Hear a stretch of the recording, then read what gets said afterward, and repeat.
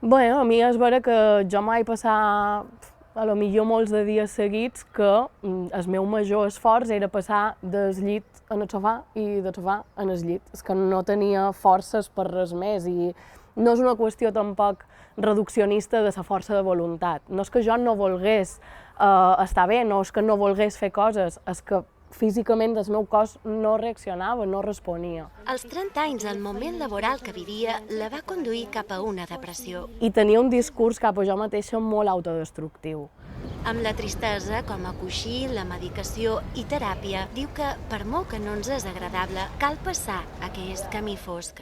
És que s'ha de passar, perquè si no mos deixem passar-ho, al final estem posant parxes i no serveix de res, acaba brotant per una altra banda, no? S'ha de passar i se li ha de donar temps i així és com s'aconsegueix sortir. Ella ho va fer acompanyada d'una cançó. És vera que vaig connectar molt amb una cançó que se diu Deixa'm que caigui, de Zoo. I només deixant-se caure n'ha pogut sortir a poc a poc. Recursos n'hi ha, i simplement a vegades és aixecar la mà, que és el que més costa. Ella, com a psicòloga, ha après molt durant la malaltia. Des d'un acompanyar sense jutjar.